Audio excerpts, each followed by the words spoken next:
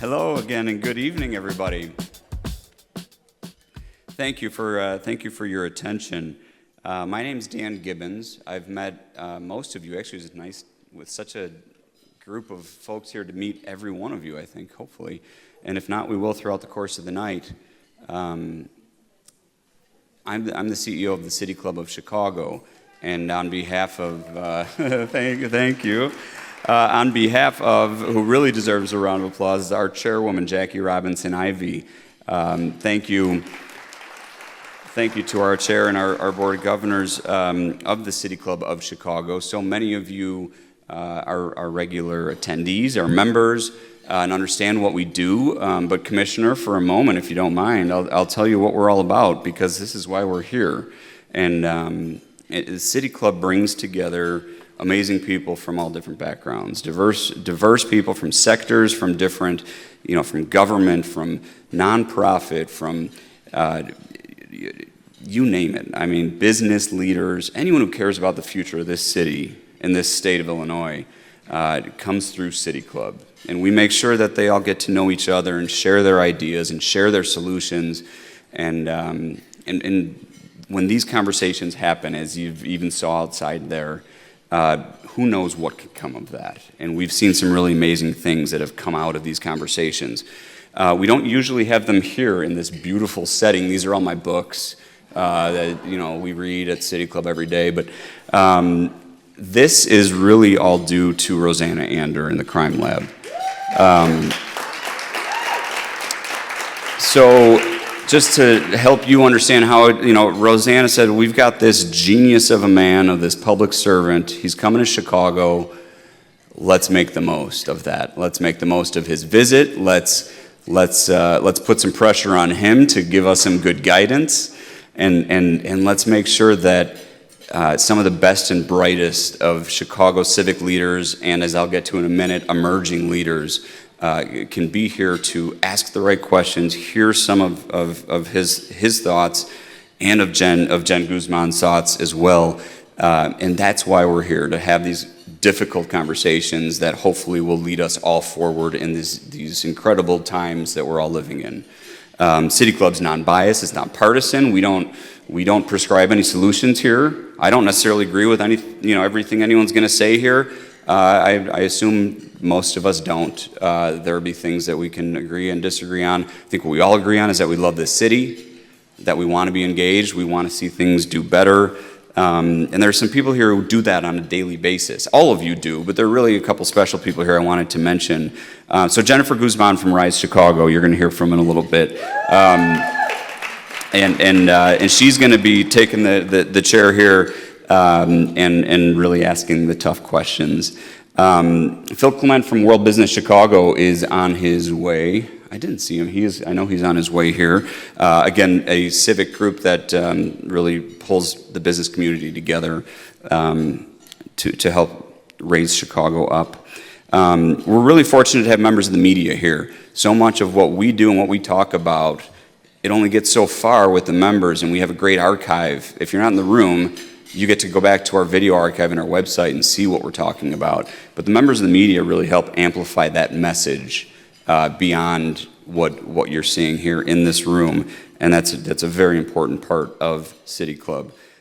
Chris Amon is here, Special Agent in Charge of the ATF, doing incredible work in making, just on a daily basis, making our city and our state safer. And he was a panelist recently at City Club. You can look that up on our archive. Of course, we have the Illinois State Comptroller, Susana Mendoza. Comptroller Mendoza, stand up. I know you've made your way around a bit to say hello to some folks. She's down in Springfield. She's here in Chicago. She's running the books for the state and making sure that it's all being done properly, which is quite a heavy lift. Thank you for all of those efforts, Susana, great friend to the City Club. I also want to make obviously a special mention to Loyola, right? The Loyola Ramblers Brotherhood Project. You all have been in another way of how University of Chicago, Loyola City Club, we are all about convening and elevating. and having young people here thinking about the future and what questions need to be answered and what people are worrying about and wondering about, and learning how to become part of that discussion. Because if you're not part of the discussion, where are we going and what are we going to be doing and what's this future going to look like? So thank you, Loyola, for always being interested in partnering and doing these interesting things that we're trying out. Rosanna, thank you so much. When you called and said, I just want City Club to be a part of this, it proved to me that we're doing the right thing here at City Club, and that we are so honored that you thought to include us in this. And we really so look forward to the conversation with Commissioner Kerlikowske, and are so honored to welcome you to Chicago, Commissioner. So thank you. Please enjoy your dinner. We want this to be interactive. Please, there are questions. If you have any, write them down. Be thoughtful about them. Use your best handwriting, and just pass them over to me or to Jen, and we'll get them up and make sure that hopefully a number of them are addressed. And in the meantime, enjoy your dinner and your conversation. Thanks for being here. Good evening, everybody. Feel free to go ahead and finish your dinner, but we want to start the program so we can get the youngins home before their bedtime. You're talking about me, right? Actually, truth be told, the old people home before their bedtime. All right, thank you all for joining us tonight. I'm Rosanna Ander, the founding executive director of the University of Chicago Crime Lab. The Crime Lab, we're laser focused on using data and evidence to address our city and our nation's gun violence crisis. With our public sector, nonprofit, and philanthropic partners, we design, test, and scale data-driven innovations to reduce gun violence. With our friends at the City Club of Chicago, we're so delighted to co-host tonight's important conversation with Commissioner Gil Kerlikowske and Jen Guzman. Commissioner Kerlikowske brings a wealth of experience and perspective honed over his 40-year career in law enforcement. I first met Gil before some of you were born, when he was a police chief in Seattle in the early 2000s. In addition to his time as a police chief in Seattle and in Buffalo, New York, he served as commissioner of U.S. Customs and Border Protection and as chief of the White House Office of National Drug Control Policy, where he launched the first federal prescription drug strategy. Now retired from law enforcement, he's a distinguished fellow at the Global Resilience Institute and is a professor of practice at Northeastern University. He also runs a consulting practice providing strategic advice to U.S. companies. Commissioner Kerlikowske is actually in town because last night he spoke to the 4th cohort of the Crime Lab's Policing Leadership Academy.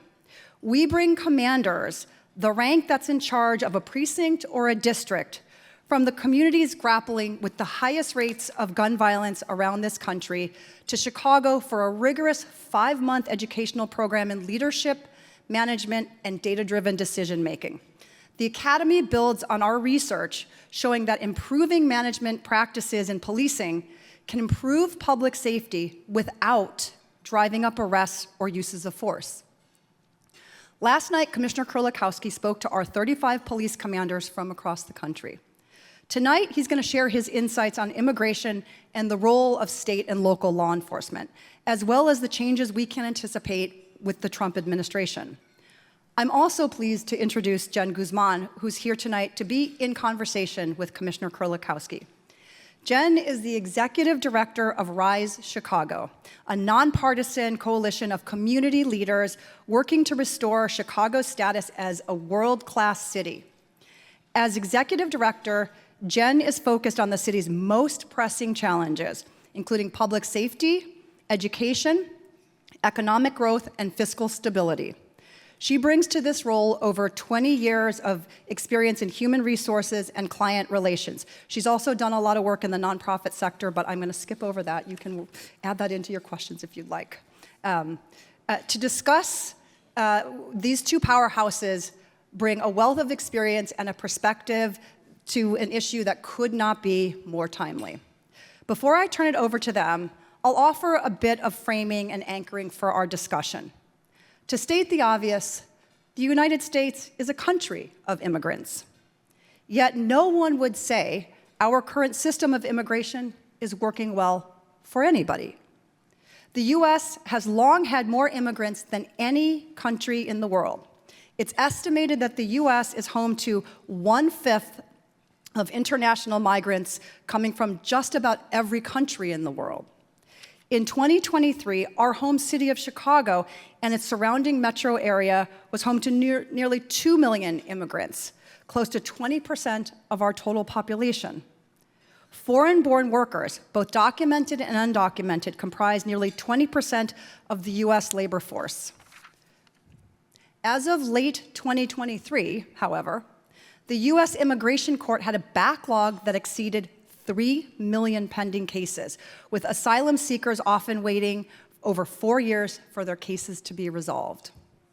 It's clear that immigration is part of the fabric of our country. Unfortunately, more often than not, our discussions on immigration, public safety, and national security, especially concerning our southern border, provoke far more heat than light. And as we anticipate the migration-related impact of climate change, droughts, floods, fires, and the like, we are reminded that events across the world will affect us all. We're hoping tonight to offer more light than heat. And with that, I'm going to ask the commissioner and Jen to come up. Commissioner's going to speak for about 10 minutes, then Jen will have a conversation, and then we'll pick up the cards and make sure that your questions get answered as well. So with that, thank you both.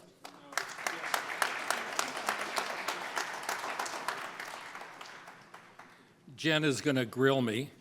And am I in Buffalo now? I mean, I feel like I'm... Okay, I'm in Chicago, but it feels like Buffalo out there.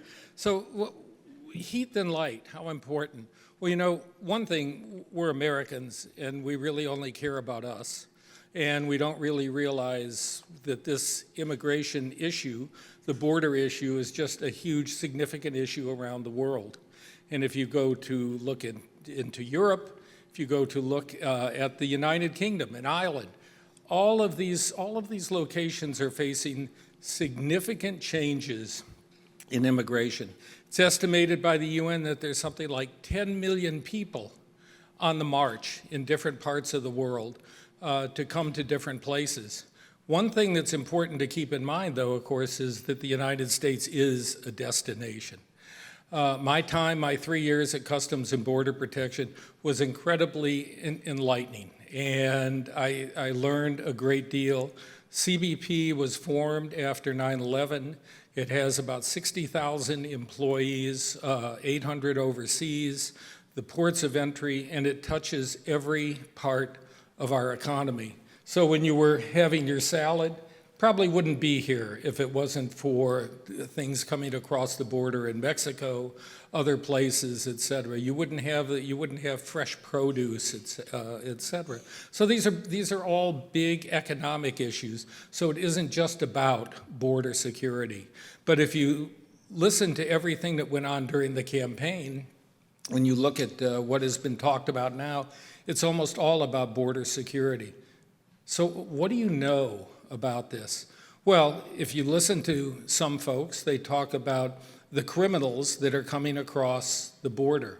So if you're here illegally and you come across the border, how much crime are you involved in? Well, actually, your numbers are about 37% lower than Native Americans. And if for people that are here legally in the country but have come from another country, their numbers are 57% lower. So someone might throw up their hands and say, oh, you know, that is some left-wing liberal think tank that must have come up with that. But actually, it was an incredibly conservative think tank called the Cato Institute in Washington, D.C. that did that. That was from 2019 that determined that people coming here illegally are involved in far less crime than our own native-born. We also know about the drug issues. We've had elected officials talk about people coming across the border with calves the size of melons because they're transporting drugs. Well, what do we know? We know that the drugs coming into the United States come in through our ports of entry. They don't come in between the ports of entry. There's a good reason for that. One, the cartels are not going to entrust people to backpack drugs into the country. And number two, most people that enter between the ports of entry are actually apprehended or turn themselves in. So if you go to where the drugs are coming in, El Paso, Laredo, but think about San Diego or San Ysidro. It is the busiest land port in the world, with 26 lanes of traffic coming through. So to be able to detect things like fentanyl is pretty difficult. And we have this overriding desire in the country to still abuse drugs and to see people that have sadly become addicted to drugs. But it isn't the fact that the people trying to come to the United States, make a claim of asylum, want to be here for maybe economic opportunity, or they may want to be here also because of the safety and security that was threatened within their own home country. So there's a variety of reasons, and we really want to bring some attention tonight to what the facts are. It's a global issue. Immigrants are not disproportionately involved in crime. Immigrants are not disproportionately involved at all in drug smuggling. And we can look at people also say, well, you know, there could be terrorists coming across the border. And during my time, we had the Ebola issue. And I was told by a number of members of Congress that Ebola-infected ISIS fighters will be streaming across the border. But unfortunately, or fortunately for the United States, unfortunately for that rhetoric, there was one Ebola case in Texas, one very small Ebola case. And the other reason, of course, is that, if you're familiar, the cartels control their side of the border. The cartels have a lucrative business in drug smuggling and a lucrative business in human smuggling, and they're not about to let somebody cross the border that's going to do harm to the United States. So whatever this heat has been about crime, about terrorism, about drug smuggling, it's actually significantly less than the problem of just a lot of people wanting to come to the United States because, frankly, the United States is a destination for people from all over the world. I should turn it over to you. Thank you, Gil. And the ground might look like Buffalo, but Buffalo doesn't have a view like this. So thank you very much for hosting us here tonight. I want to do a quick survey of the crowd. Raise your hand if you are an immigrant or the child of an immigrant. It's a big show of hands. Aside from being the executive director of Rise Chicago, I am the daughter, first-generation daughter of a Mexican immigrant. My dad is smarter than I am and has retired to his small ranch town in Michoacan, Mexico, and he's enjoying warmer weather. But this story, not only is it a global discussion and global topic and national topic, it's a human topic. And so I'm very excited, Gil, to be here with you tonight and talk more about this.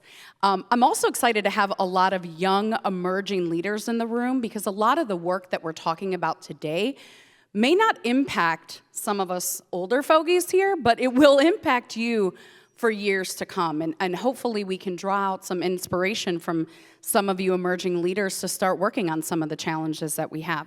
And so I'll start with leadership philosophy, Gil. Everyone has a story or a why they pursued their career path. What motivated you to pursue a career in law enforcement to begin with? So, and by the way, my wife is an immigrant. She fled the revolution in Hungary when she was 5 years old in 1956. So you do kind of have this understanding from all of us that have faced that. But when I was a young man in high school, my dad was an alcoholic. And I would have to go to a bar sometimes with my mom on Friday night to pick him up from the bar before he spent the weekly wages. And my mom worked for a judge, and I had this wonderful opportunity after school to go down and see her in the courthouse, and I met all of these police officers. And many of them were incredibly helpful. Some of them served as mentors. They gave me a lot of advice.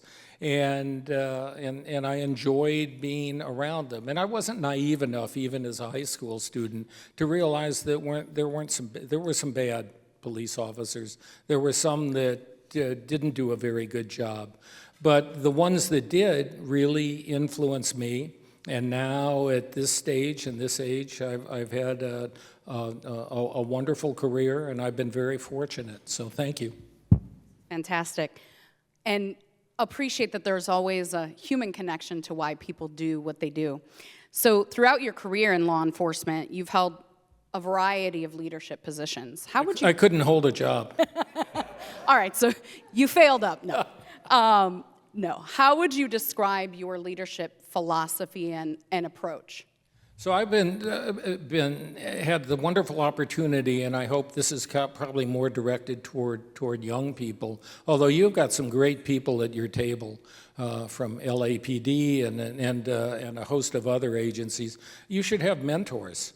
And having mentors is just so critically important because you not only learn from them and understand what helped them and what made them successful, but you can also learn some things from mentors that perhaps you say, I don't think I'm going to use that. When I get into a leadership position, when I deal with people, I think courtesy and respect and kindness and empathy take you far, far greater than, of course, that's maybe not why I'm not the CEO of a Fortune 50 company, but I think that takes you far, far greater toward a path of loving and understanding and being sympathetic to people. So good luck to you as you find your mentors. That's such a great answer, and I often say this, friends of mine that are in the room are like, Jen, I've heard you say this all the time, but oftentimes in Chicago, or even at the national level, I say, this isn't a political issue, this is a leadership issue or a leadership gap. And so it's really helpful to hear you say, empathy, find a mentor. You can't be what you can't see, so find people who will help bring you along and instill in you some of those soft skills that are so critical to being a leader. You mentioned some stats, Gil. During your tenure, or now, CBP had 60,000 employees at 338 ports of entry, over 800 employees in 40 nations, and a $13 billion budget. It's no surprise to anybody that we have some partisan challenges in our country. Can you share an example from your time as commissioner where your leadership directly impacted a key policy change, and how did you navigate working both sides of the aisle? I was confirmed unanimously by the Republican-led Senate. Go figure. Probably not going to happen much today, but I was confirmed within a week. I was in McAllen, Texas in the summer of 2014, because that summer we had 68,000 unaccompanied children crossing the border, one as young as 2 years old. But they would often have a phone number written. They were coming across the Rio Grande, which you can often navigate at that time of the year by almost wading across. But they were coming to the United States, and when they came, the Border Patrol was completely unequipped to deal with them. The facilities of the Border Patrol are nothing but concrete houses. These are people that needed health care. They often suffered from some type of health issues, given the treacherousness of crossing the border, particularly in the summer. And I saw Border Patrol agents, however you think of Border Patrol agents, I saw agents bringing in T-shirts from their own kids. I saw them bake a cake for a 12-year-old. I saw them microwaving burritos by the hundreds to feed these kids. And I went back in to Washington, D.C., to headquarters and met with the administration, and I said, you have a front row seat at a humanitarian disaster. And they kind of looked at me and said, you know what, it's happening on the border. I think it's going to be your problem. It wasn't until Secretary Jay Johnson, who was a tremendous advocate for me and for CBP, went and visited, came back, and essentially raised hell with the administration and said, look, this is beyond CBP's capacity. You need to bring in a number of other organizations, Health and Human Services, et cetera, to deal with this. We needed a lot of extra boots on the ground to help deal with this. And so I know that wasn't something that some people wanted to hear back in Washington.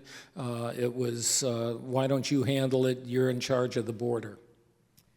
I'm going to actually build on that for a second, because I often say, specific to law enforcement, I think a lot of people make judgments about that role, and I think they forget how difficult it is to see some of the things that law enforcement sees on a day-to-day basis and have to go home and still remain grounded. And so I imagine what you're talking about on the border as it relates to being a humanitarian crisis.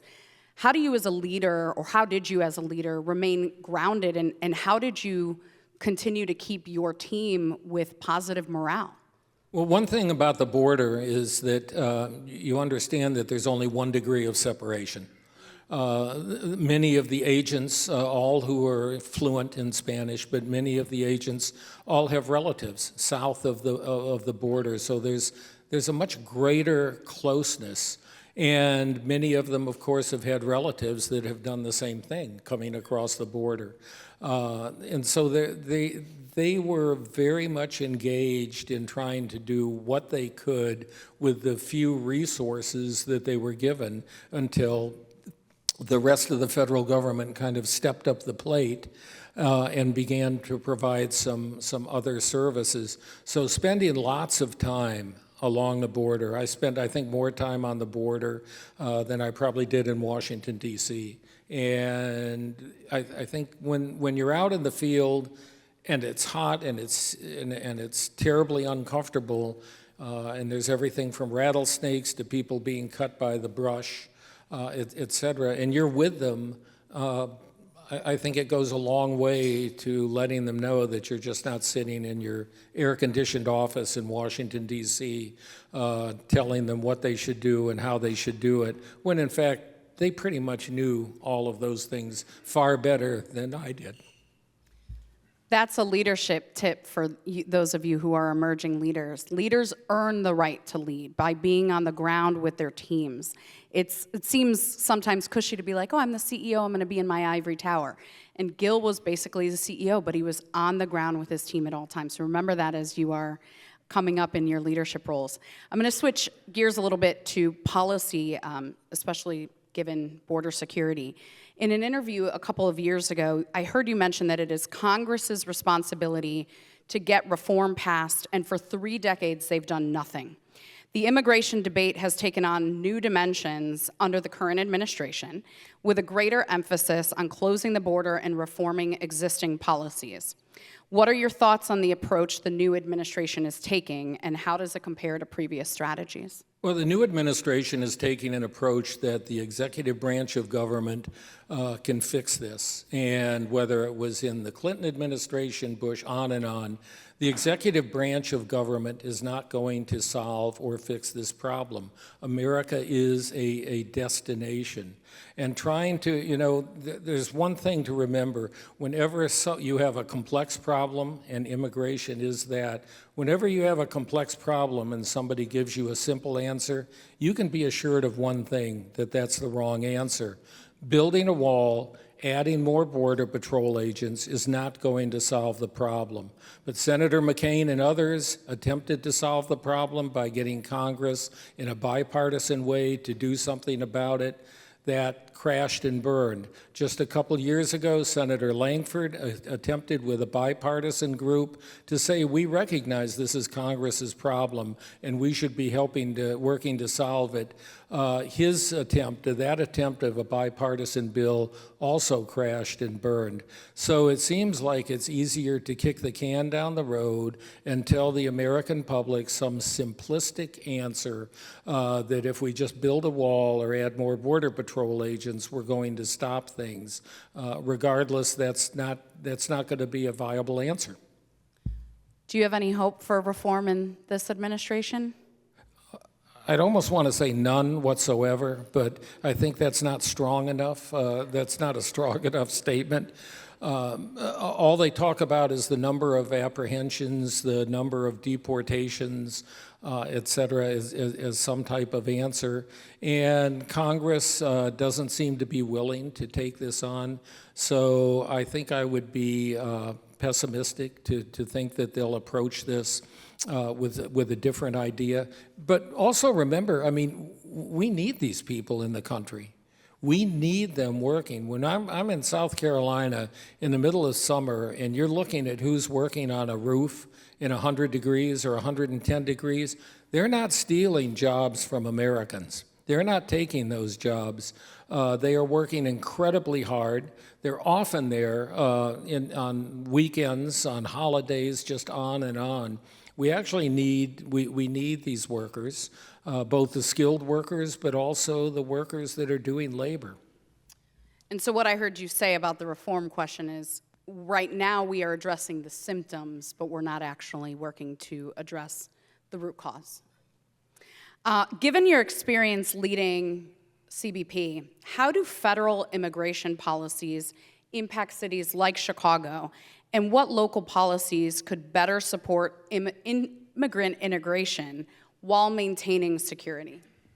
Well, let me also, we're in the position we're in right now with 20,000 people bused to Chicago, people flown into Logan Airport in Boston, people bused to Denver, on and on. We're in the position we're in because of a number of mistakes and a number of errors that the Biden administration made in dealing with the border.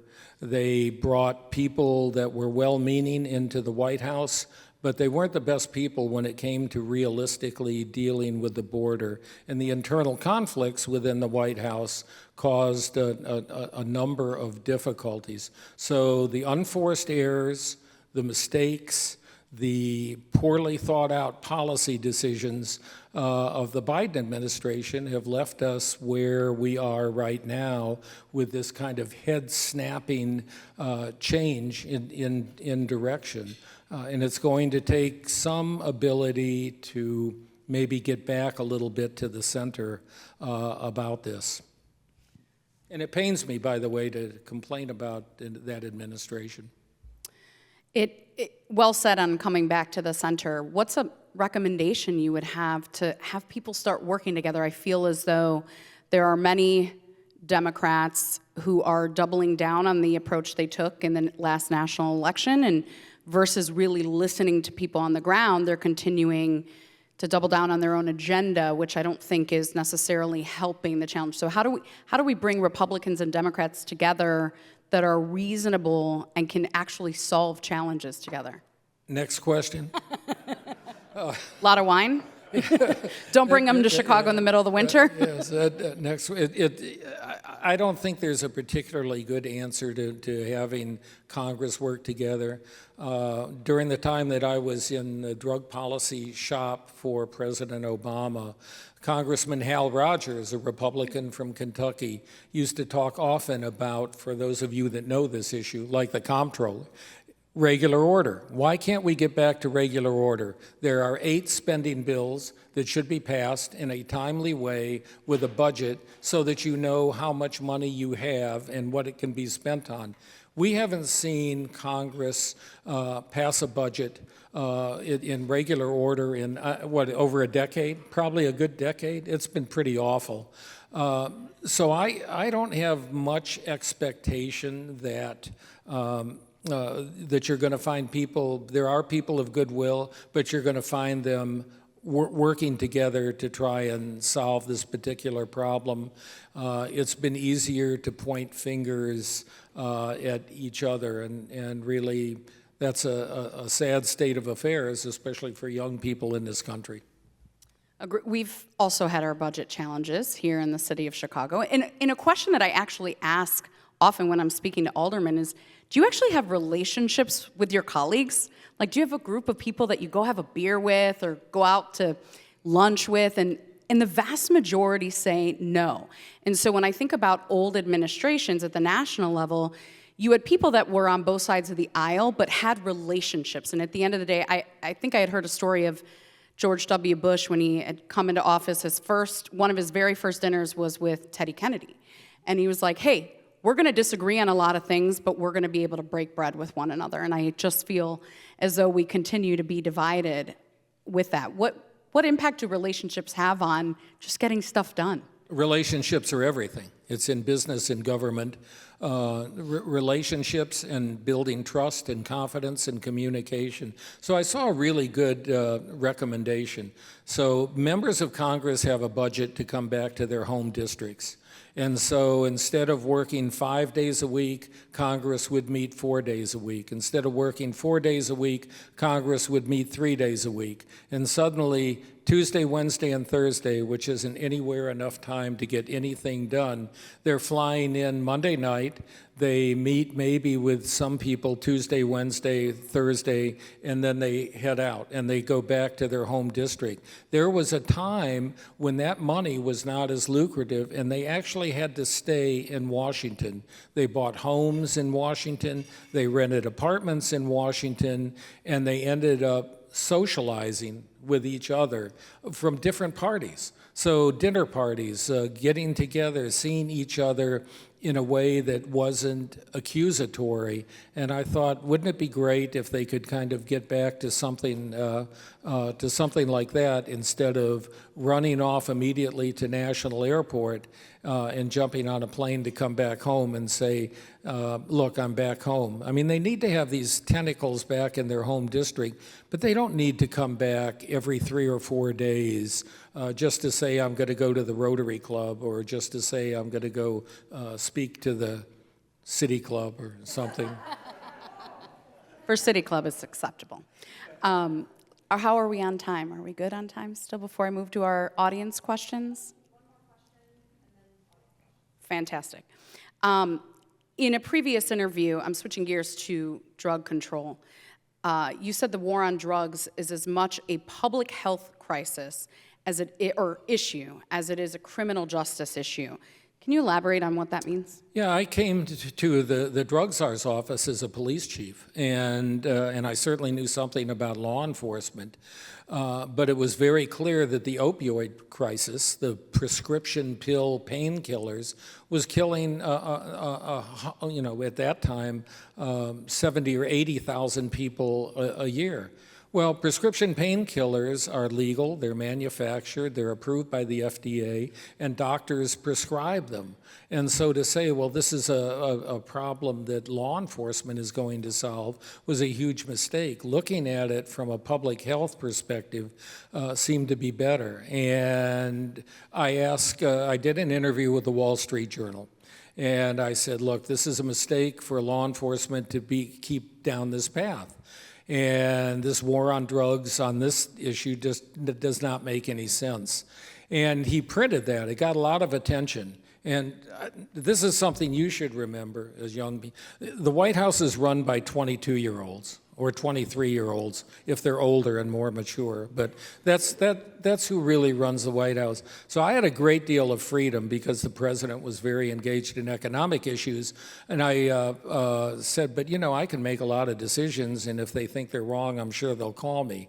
So the next morning after the Wall Street Journal came out, a 23-year-old called me and from the White House and said, oh, Director, can you really say something like that? Won't they think we are soft on crime? What was the statement? I said, look, my colleagues around the country are so far past trying to arrest our way out of the drug problem. And the reporter, Gary Fields, was very good, and he went to about 8 suburban Chicago police chiefs and said, hey, this is what this guy is saying in Washington. All 8 of them said, no, he's exactly right.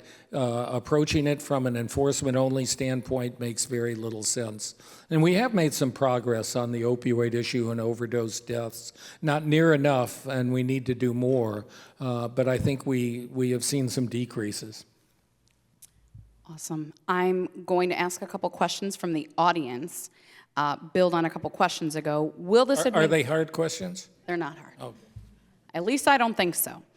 Will this administration be able to solve any immigration issues if they continue to dismantle foreign aid? So the foreign aid is particularly helpful, and we've talked about this in the past, but if you looked at who was coming into the country a number of years ago, it was people from Mexico, single adult males from Mexico wanting to work, but they were also concerned about safety, security, education, and the economy in Mexico. And so the federal government, the United States government, put together a huge initiative with bipartisan support called the Merida Initiative. And they put a lot of money into Chicago. They put a lot of money into Chicago, but they also put a lot of money into Mexico. Things got a lot better in Mexico. Safety, security, education for your children, all of those things improved, and lo and behold, we saw that there were far less people coming from Mexico into the United States. That was because of foreign aid. That foreign aid can be incredibly helpful in changing the things of why people are leaving those countries and make it, because when you think about it, you're at home with your family, and you say, I just think I'll take one of my kids and we'll make a 1,000-mile trek across really incredible terrain at great risk to us in order to get to the United States, when in fact, if you had some hope within your home country, you'd probably stay there. Excellent point. For a country built on immigrants, why do you think the U.S. doesn't make it easier for current law-abiding immigrants to obtain citizenship?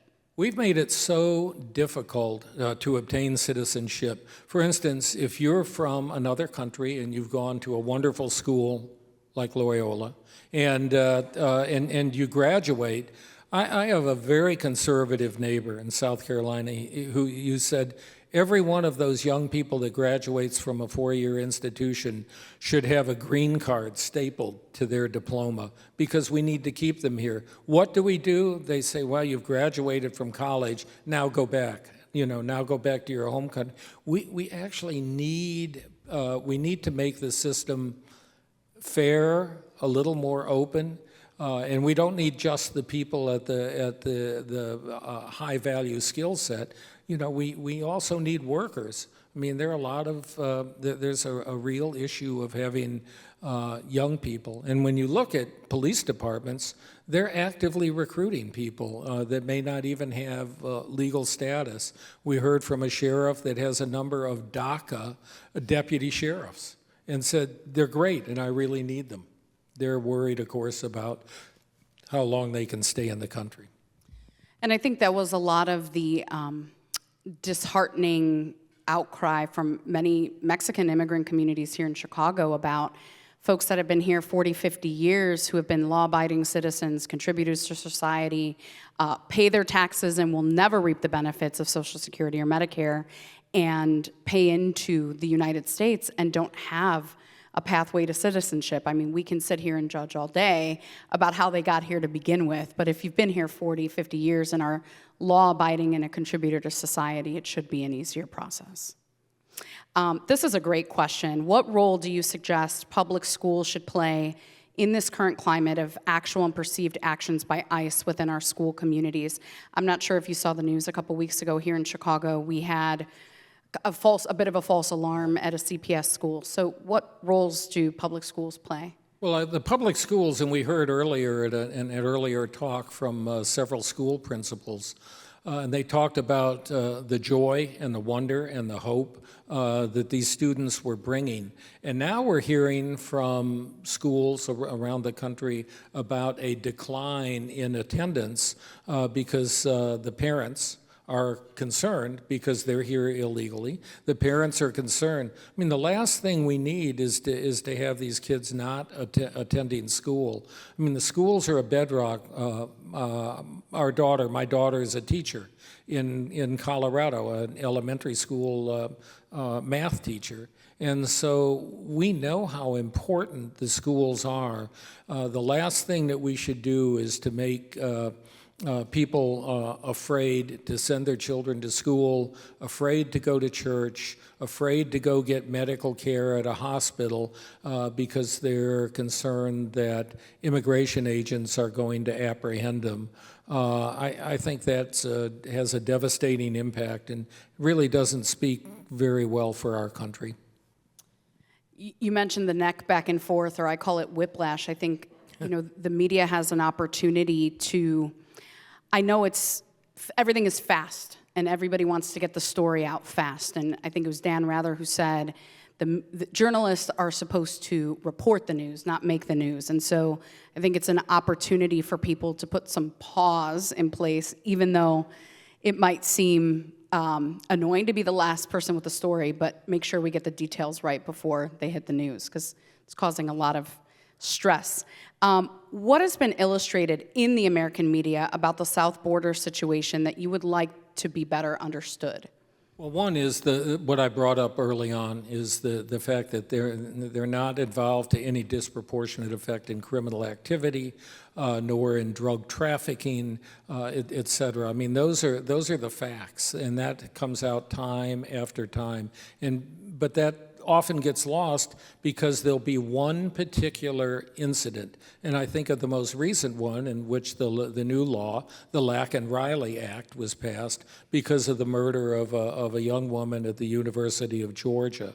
And the person that is alleged to have done that, is a Venezuelan who came here illegally, has been arrested several times in several states for property crimes, things like burglary, I think even shoplifting.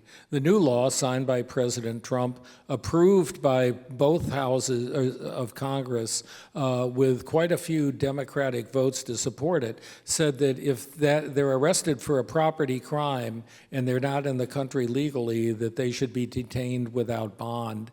And Immigration and Customs Enforcement should do that. I mean, one of the issues that we're going to face, too, is you only have finite resources, no matter how many federal agents there are, et cetera. You have finite resources, and you need to use them carefully, surgically, selectively to go after the people that are most dangerous and to go after the people that already have had a final order of deportation. That's been done in administration after administration, and it seems to be what's being done here. Thank you. Last question. I'm going to bring it back to relationships and appreciate this person asking this. As mentioned, relationships in business and government are vital. Why do so many individuals in the Senate and in Congress seem so unwilling to work with one another? Aside from, jumping on planes to get home, what's the unwillingness to grow and build relationships? I think they're concerned about what happens with social media when they go back home. If you look at a person that was absolutely pilloried, it'd be Senator Langford, after he worked in a bipartisan way to find what he believed and Democrats believed would be a way to at least address the issue partially. The Republican Party is it Kansas, right? The Republican Party of Kansas decided to rebuke him. That's his party, that's his state. And so you can see that he was taken to the woodshed for essentially doing what we would hope members of Congress would do, which would be able to reach some level of compromise and understanding and reach some level of success for us, for the American people, for us as voters, for us as taxpayers, as residents, and those threatening gestures. When Elon Musk said, if you don't vote for everything that President Trump is wanting to do, I will personally pay for people to run against you in your home district. Those are serious threats. Some have disregarded those threats. They have moral courage, but right now, if you happen to be a spinal transplant surgeon, you could go to Congress and do a lot of work. Thanks. Thank you all. Well said. Thank you, Gil. All right. So we're going to close it out. But I just want to say this was a little bit of an experiment. I've been a fan of Dan's since he was 12 years old working in Mayor Daley's office. We've known each other that long and have loved what he's done at the City Club. And I'm so honored that you were willing to lend your good name to the Crime Lab and the work that we do and to collaborate on this. And you know, I want to also thank Jackie for also being willing to do this as the board chair. I know that you have to make a lot of tough decisions about where you're willing to let City Club partner, and we're so honored. So thank you, and thank you for being here at an evening event. I feel like tonight was a lot of bitter medicine, but sometimes we need to hear the truth and understand just how challenging the times are ahead, and I hope that doesn't demoralize us and make us give up, but redouble our efforts. And I am so inspired to have the young people in the room because there's so much wisdom, potential, and opportunity to be able to find new ways to solve problems that feel so intractable. And I really do believe these are solvable problems, and it does come back to being able to see each other as human beings, whatever our history and backgrounds are, and being able to work together. And there's just not enough of that going on right now. So I want to thank Commissioner Kerlikowske for being willing. He's done 3 events for us. We only paid him for 1. So thank you. No, I'm kidding. And to the whole team of servers here who served us a fabulous meal. So let's give them. And to all of our the Crime Lab is based in the Public Policy School, so I really do have a soft spot for people who go into public service, and we do have a number of public servants here. So I just want to thank you, the public servants, the comptroller, ATF Special Agent Eamon, and others who are willing to do work that is often underappreciated, underpaid, and is so important and that affects so many lives. So I do want to end with a special thank you to those in public service. And with that, I think we're done. I think the commissioner can stay around. Hopefully Jen can stay around, so if people want to buttonhole them and ask questions that didn't get asked, we're happy to do that. And I think we have to be out of here by about 8:30, 8:15. So anyway, thank you. And again, special thank you to City Club. So with that, good night.